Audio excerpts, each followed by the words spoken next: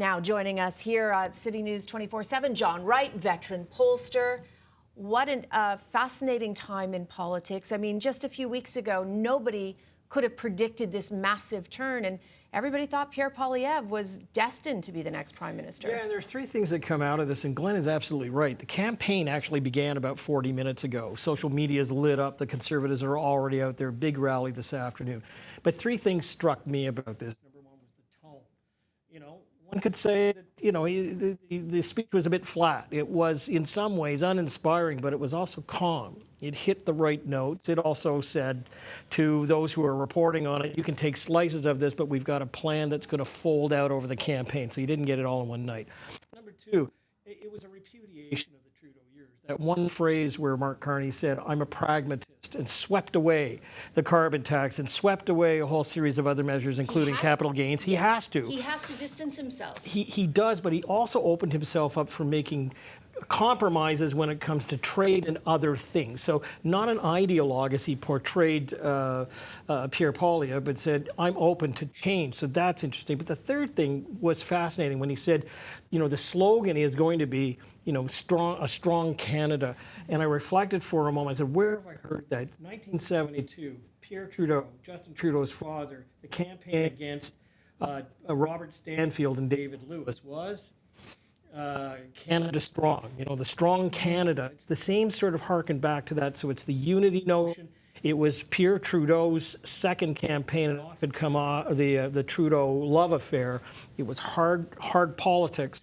And it gives a sense of where this campaign is going to be divided between Poilievre's Conservatives, where they're headed, and what this really is all about, and that is a ballot about Canada and its future. So we'll see how the Conservatives respond over what will be about the next 10 to 15 days, because as Glenn said, they can spend lots of money, they can do lots of things.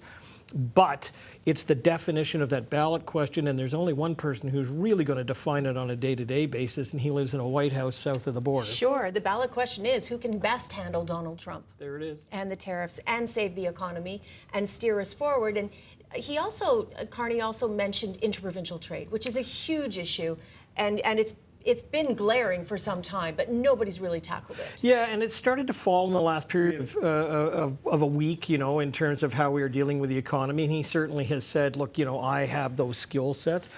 But what we're also seeing is a regeneration of the Liberal Party itself. Like, we you know, his principles and what he laid out today are very different than Justin Trudeau's. And if it's going to be, you know, made under the threat of Donald Trump and tariffs and the economy, what he's trying to put forward is saying, look, I'm going to think about people, not free markets, and that's what the other guy's argument's going to be about, so trust me. Again, it's going to be a very, very seminal moment for Canadian history, but may also be for the parties that are up for it in this election. We haven't even talked about the NDP, but it emphasizes the fact that they're just squeezed off into a corner right now. There's a lot of work for them to do as well. You're a pollster. Let's talk about the polls. Yeah. Mark Carney has... polls suggest Mark Carney is the biggest threat to Pierre Poilievre. Yeah, that's true. And there's two ways in which you look at polls at this stage. The first one is that you ask whether or not you'd be willing in an election tomorrow to vote in a particular way. And right now, it would give the Conservatives a hammer. Like, there's no question they're sitting around 39% when you need about 37 to get a majority. And the Liberals are down around 32. So that's the gap. But when you introduce which is much less than it was just a few weeks ago. It was like 42, 43%, you know. But when you introduce someone like Mark Carney, who's not known, a bit of an enigma, there are people, about 30% in this country, who say, you know what, I'm interested in that, and therefore I'd be willing to take a look at it, especially because the ballot change has come. It's been defined by Pierre Poilievre. People are now looking at Mr. Carney, so it's crucial over the next 2 weeks. Right now, if it's just Carney and Poilievre, guess what? It's almost dead even.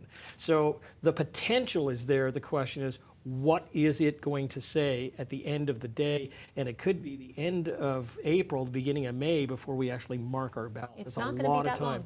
Well, yeah. I think that's for quick. campaigns, it's a lifetime, but it is Yes. a quick time to decide the future of a country pretty much against what's next door. And Mark Carney certainly laid out some barbs for Pierre Poilievre, as you have mentioned. He elbows up, really. Yeah, and actually, you know, for those of us that cover this this sort of stuff, I don't really know Mark Carney as a political figure, so trying to get him out there and do that, that'll be really fascinating to watch. All right. Listen, thank you so very Always a much for pleasure. joining us. It's been a pleasure sitting watching a leadership and not too long ago an election here in the province, so we do appreciate it. John Always Wright? a pleasure. Great to be with you and the team here. Always great. Okay, thank you so much.